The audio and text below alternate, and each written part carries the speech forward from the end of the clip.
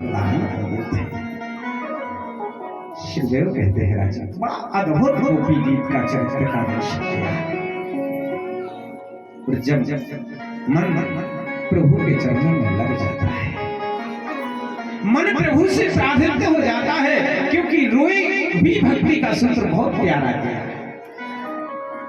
देखिए, जब तक गोपी रोई नहीं, जब तक राशेश्वर मिले नहीं, भगवान तब मिलते हैं जब रोता है जीव, जब रोएगा, गिड़गिड़ाएगा, तभी तो मिलेगा ना। लोग मंदिर जाते हैं, मंदिर में जय श्री राम की चले गए, भगवान समझते नहीं इसको कुछ चाहिए ही नहीं है। जिसको कुछ चाहना पड़ता है किसी के, तो साहब उसके दरवाजे में गिड़गिड़ाना पड़ता है। भगवान के सामने गिड़गिड़ाइए, भगवान के सामने 1-2 मिनट 5 मिनट हरे कृष्ण हरे कृष्ण हरे कृष्ण, जो मंत्र आपको गाना है वो ठाकुर के सामने ठाकुर से प्रार्थना करें और ध्यान रहिएगा।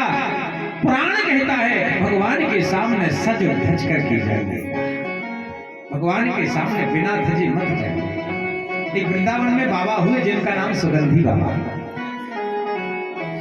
सुगंधी बाबा जब बिहारी जी का दर्शन करने जाते हैं तो कोट पैंट टाई पहन करके जाते थे। साहब 2-5 हजार का सूट, 2-5-10 सेंट की शीशी अपने कपड़ों पर डालते थे। 2-4 घंटे तक उनको सजने में लगता था। तो बिहारी जी का दर्शन किया और वहां से लौट करके आए तो कोट पैंट अलग महक दिए, सारे शरीर में गोबर और राख को लपेट लिया।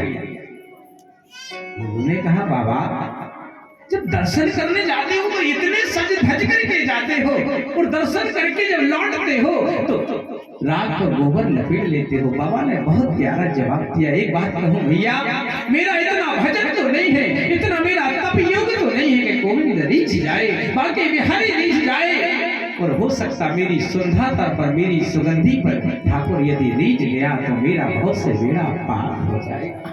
भगवान के सामने धज करके जाना चाहिए। कभी भी अशुद्ध कपड़े, फटे हुए कपड़े पहन करके ठाकुर के सामने न जाएं। ठाकुर के सामने जाएं तो गिड़गिड़ाए, बिना गिड़गिड़ाए।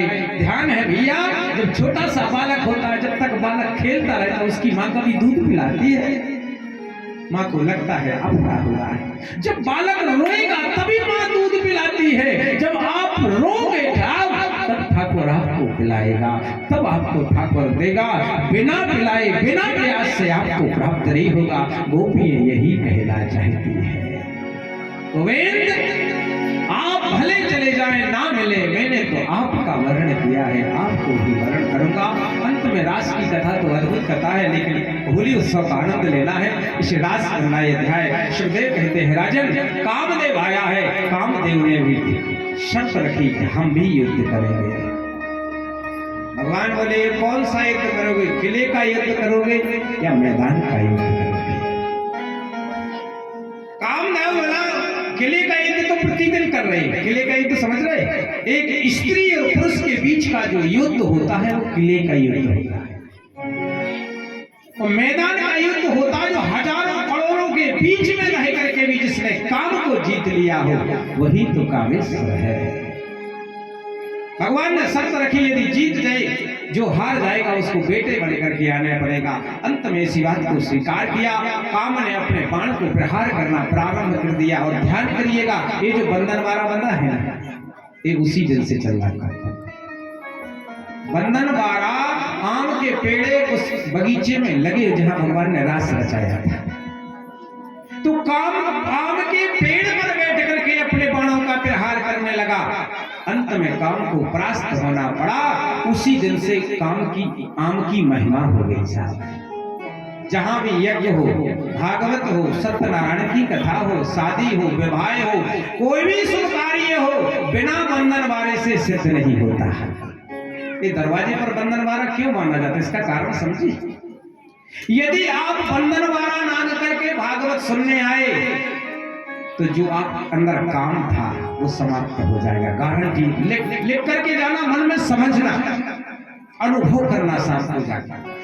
या आप मंडप के भीतर हुए तो काम आपके अंदर नहीं रहेगा, लोभ अंदर नहीं रहेगा, सब वासनाएं साफ दूर हो जाती। वो काम उस बंधन वाले में पाम में प्रवेश कर जाता है। और जैसे ही आप आरती पूजा प्रसाद लेकर के जाते हैं, काम के कंधों पर बैठ करके घर के लिए प्रस्थान कर गया। इसलिए आम की उस दिन से महिमा प्रारंभ हो गई। आगे भगवान बेटा बन करके आए हुए हैं। कामदेव बेटा बन करके आया। धीरे धीरे समय हुआ। कातक का महीना बीता, कातक के बाद अगन बीता, अगन के बाद पूस बीता, पूस के बाद सा माव लग गया, माव के बाद फागुन भी आ गया।